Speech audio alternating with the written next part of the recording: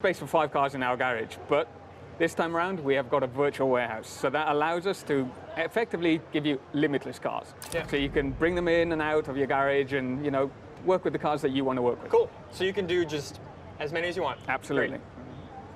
All right, so let's talk about some of these cars. So we've got the Bmw M4. We had the M4 in the last game, but this time we've upgraded. We've gone for the GTS. So it's a bit more track orientated. It's a bit more performance oriented. Okay, we got some muscle as well. We've got some muscle cars. So last time around we didn't really hit the money on the muscle cars. So yeah, we've done a bit more this time around.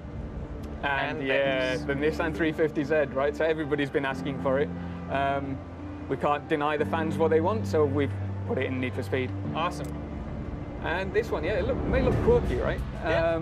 It seems a bit out of place in Need for Speed, but what we've done is we've built this feature called the Derelict that, again, Marcus touched upon it in the live show, but what the Derelict is a way for us to kind of let the player explore the open world that we've got. It's a rich open world that we have, so we've put these cars out there in the world for you to find and explore and kind of take them back to your garage and find all the parts that you need to build them. Cool. So effectively, it takes a car from stock to scrap, that's scrap to stock to supercar. Cool. So let's jump in the Beetle and fix it up a bit. Yes, absolutely. So it's looking a bit run down right now, right? Yeah. So we want to restore it back to stock. Yeah. Now we should probably say as well, these derelicts, you don't need to restore them like this. You can don't need to, upgrade no. them a little bit. I think Absolutely. we'll show that in a little bit. Absolutely. And you could leave it like this if you wanted to. Yeah, right? for sure. Not my particular style, but you know what I mean. It might be somebody's style. So yeah, you can see some more of the parts. Yeah. They're looking pretty good. Absolutely. So we've tried to make sure that we've got parts in every interaction point that we have for this car. We want to make sure that we've got a rich experience wherever you go on the car.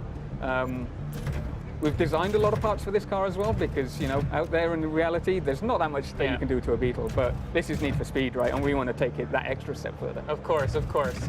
So we can play around with this car. Let's talk about some of the brands that are also a Need for Speed Payback.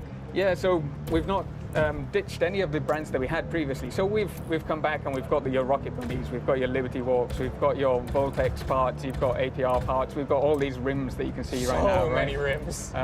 So we love that stuff. We want to bring that back to the people.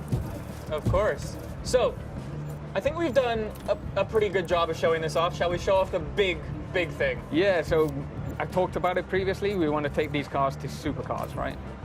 So here we are, we've got our super builds. So these are effectively the biggest, the baddest, the most performance-orientated cars that you can build in Need for Speed. Yeah, I've got my personal favorite down at the bottom.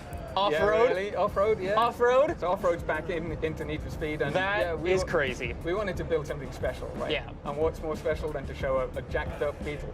Awesome. So what do these do?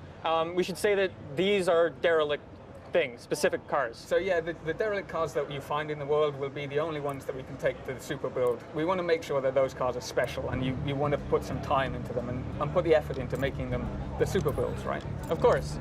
Now, just while we have some extra time, let's talk about some of the stance tuning and stuff like that. Stance tuning is back again.